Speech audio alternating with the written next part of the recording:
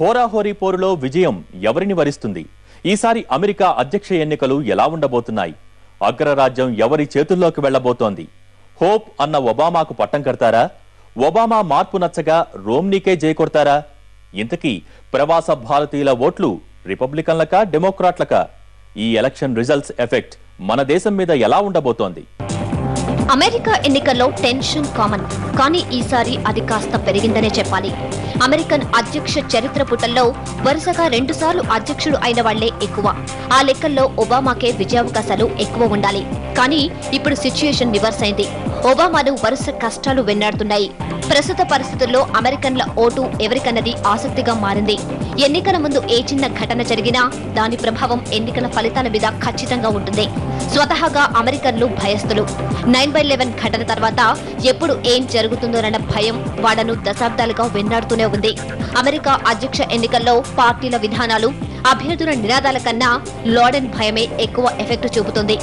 2004 ఎన్నికల్లో డెమోక్రాట్ల అభ్యర్థి ఆల్ గోరే గెలుపు ఖాయం అనుకున్న టైంలో బయటపడిన లాడెన్ ఆడియో టేపులు రిజల్ట్స్ ను మార్చేశాయి. దెబ్బకు అంత రిపబ్లికన్ అభ్యర్థి అప్పటి ప్రెసిడెంట్ అయిన బుష్ కే మళ్లీ ఓటు వేసి గెలిపించారు. అయితే ఈసారి లాడెన్ ను చంపిన క్రెడిట్ ను కూడా ఒబామా తనకు ప్లస్ గా మార్చుకుంటూ ముందుకు వెళ్తున్నారు. అమెరికా అవసరం ఉన్నా లేకపోయినా అన్ని దేశాలతోనూ సంబంధాలు నెరపుతుంది. అదే కోవలో మన దేశానికి అమెరికాకు ఉన్న దౌత్య సంబంధాలు తక్కువే కాదు. అందుకే ఈ ఎన్నికల్లో ఎవరు గెలిస్తే మన దేశం మీద ఎలాంటి ప్రభావం ఉంటుందన్న ఆసక్తిని కలిగిస్తోంది. 2008లో మార్పు కావాలంటూ పీఠమెక్కిన ఒబామా ఏడాది తిరగకుండానే అవుట్ సోర్సింగ్ మీద, అమెరికా కొలువుల్లో ఉన్న ప్రవాస భారతీయుల మీద ప్రతికూల నిర్ణయాలు తీసుకున్నారు. అప్పటి నుంచి ఒబామా నిర్ణయాలు దాదాపు మనకు కత్తిగట్టేవిగానే ఉంటూ వచ్చాయి. ఈ 4 ఏళ్లలో చాలా మంది సాఫ్ట్వేర్ బాబులు అమెరికా కన్నా మిగతా దేశాలపైనే ఆసక్తి చూపారు. ప్రవాసులపై పన్నులు పెంచడం వంటివి ఎన్నో ఉన్నాయి. దీంతో ఒబామా మరోసారి వస్తే భారతీయ నిపుణులకు కొద్దిగా ఇబ్బందులు ఎదురయ్యే ఛాన్సులు ఉన్నాయి. భారత అమెరికా సంబంధాలు మనం కనుక చూస్తే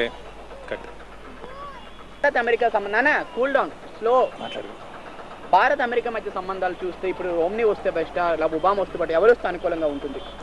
భారత్ అమెరికా సంబంధాలు 2008లో ఒబామా వచ్చినప్పుడు ప్రతి ఒక్కరు కూడా చాలా ఆశించారు. ఏంటంటే మొదటిసారిగా ఒబామా వచ్చినప్పుడు చేంజ్ కోసం నేను కష్టపడతానని చెప్పి తను వచ్చిన అనూహ్యమైన స్పందన కానివ్వండి, తనకు వచ్చిన ఓట్లు కానివ్వండి, తనకు వచ్చిన సపోర్ట్ కానివ్వండి, ఇవన్నీ కూడా చూసి భారత్కి చాలా ఎక్కువ ఆశలు మనం పెంచుకున్నాం. దీన్ని చిన్నాభిన్నం చేస్తూ, అంటే 2008 నుంచి మనతో దౌత్యపరమైన సంబంధాలు బాగా ఉన్నప్పటికీ కూడా ఎక్కువగా ఇండియా గురించి ఆలోచించడం, ఇండియాలో ఉన్న మ్యాన్ పవర్ని కించపరుస్తూ మాట్లాడడం, వీసాస్ తగ్గించడం, ఇలాంటి చాలా వాటికి కూడా తను తెరతీయడం మనం చూసాం. సో ఒబామా మీద 2008 ఎలక్షన్స్ అప్పుడు ఉన్న ఆ ఇమేజ్ ఏదైతే మనకి ఇండియాకి ఫేవరబుల్గా ఉంటాడని అనుకున్న ఇమేజ్ ఏదైతే ఉందో దాన్ని మొత్తం కూడా తను పోగొట్టుకున్నట్టుగా మనకు క్లియర్గా అర్థమవుతుంది.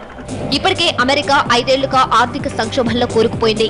దీనికి తోడు సంక్షేమ పథకాల అమలు, లాడెన్ వేటకు పెట్టిన ఖర్చు, ఇతర సబ్సిడీల భారమంతా కలిసి అమెరికా ఆర్థిక వ్యవస్థను పతనం అంచులకు తీసుకుపోయింది. ఇలా పీకల్లోతు అప్పుల్లో కూరుకుపోయిన అమెరికాకు ఎవరు అధ్యక్షుడైనా దాని ప్రభావం మన దేశం మీద ఉంటుంది. ఇప్పటికే ఆ విదేశీ పెట్టుబడులకు 4-5 రంగాల్లో అనుమతులిచ్చిన మనం రేపొద్దున అమెరికా ఆర్థిక భారాన్ని కూడా కొద్దిగా మోయాల్సి వస్తుంది. ప్రపంచమంతా నష్టపోయినా తాను మాత్రం లాభపడాలన్నదే అగ్రరాజ్యం విధానం. ఆ విధానాలన్నవి గెలిచిన పార్టీలను బట్టి ఉంటాయి. 2008లో మన దేశంతో అణు ఒప్పందం కూడా అమెరికా అధ్యక్ష ఎన్నికలతో ముడిపడే అవిశ్వాసం వరకు దారితీశాయి.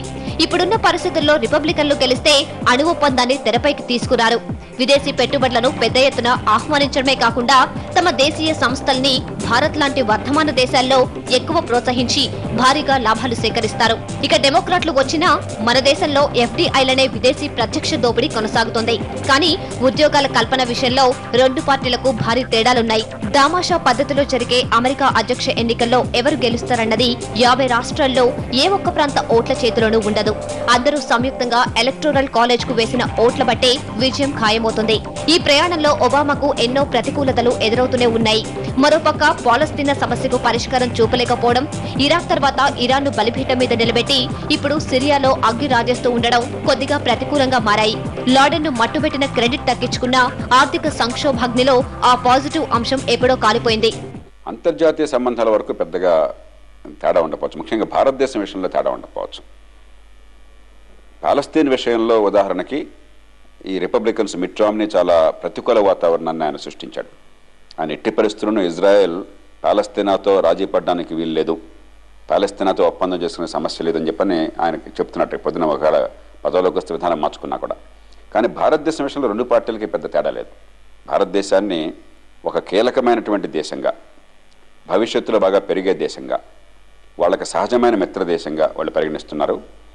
బరాక్ ఒబామా కొంతకాలం పాటు ఆయన రాజకీయంగా తన దేశంలో లబ్ధి పొందడం కోసం అని చెప్పని ఇండియాలో ఉన్న వాళ్ళకి ఉద్యోగాలు వస్తున్నాయి, మన పిల్లలకు రావాల్సినాయి అని చెప్పని 2-3 సార్లు గట్టిగా అన్నమాట వాస్తవం. కానీ అది మాటల్లోనే కానీ చేతల్లో పెద్దగా ఈ దేశాన్ని ప్రతికూలంగా తీసుకున్నటువంటి పరిస్థితి అక్కడ లేదు. స్వజాతి వివాహాలను ప్రోత్సహించడం, స్త్రీ పురుషులకు సమాన వేతనాలు కల్పించడం, ఒబామాపై ఆదరణ పెంచినా బెయిలౌట్ కోసం సంపన్నుల ఆస్తులకు చిల్లులు పెట్టారని, ఆఫ్రో అమెరికన్లకు మేలు చేయడానికే బీమా బిల్లు తెచ్చారన్న విమర్శలు బలంగా ఎదుర్కొంటున్నారు. ప్రస్తుత అంచనా ప్రకారం 300 మంది తెల్ల జాతీయులు ఒబామా విధానాలపై అసంతృప్తిగా ఉన్నారు. ఇక మహిళల్లో సగం మంది ఆఫ్రికన్ అమెరికన్ల ఓట్ల మీదే ఈ నల్లనయ్య గెలుపు ఆధారపడి ఉంది. అయితే ఈ ఎన్నికల్లో ఒబామాకే తమ ఓటు అంటున్నారు అమెరికన్ ఇండియన్స్. భారతీయ అమెరికన్లైన రిపబ్లికన్ గవర్నర్లు నిక్ హేలీ, బాబీ జిందాల్లు ఒబామాపై విరుచుకుపడుతున్నా ప్రవాసులు మాత్రం ఒబామాకే జై అంటున్నారు. నేషనల్ ఆసియా అమెరికన్ సంస్థ సర్వే ప్రకారం ఇండో అమెరికన్లలో 68% ఒబామాకే తమ ఓటంటున్నారు. మరో 25% మంది ఏ నిర్ణయానికి రాలేకపోతున్నారని తేలింది. ఇన్నేసి ప్రతికూలతల మధ్య ఎవరు అమెరికా పీఠమెక్కుతారో తెలుసుకోవాలంటే మరో నెల రోజులు ఆగాల్సిందే. అమెరికా అధ్యక్ష ఎన్నికల విధానం క్లిష్టమే కాదు, ఖర్చు కూడా అత్యంత ఎక్కువే. ఒక్క అధ్యక్ష ఎన్నికలకే 40,000 కోట్లు ఖర్చవుతుంది. అంత ఖర్చు పెట్టి గెలిచే అధ్యక్షుడు ఒక్క అమెరికానే కాదు, యావత్ ప్రపంచాన్ని శాసిస్తాడు. వచ్చే 4 ఏళ్లు ఆ అవకాశం ఎవరికి దక్కుతుందో వేచి చూడాలి. ఇది ఇవాల్టి స్టోరీ బోర్డ్. రేపటి స్టోరీ బోర్డులో మరో అంశంతో మళ్ళీ కలుద్దాం. Stay tune to NTV.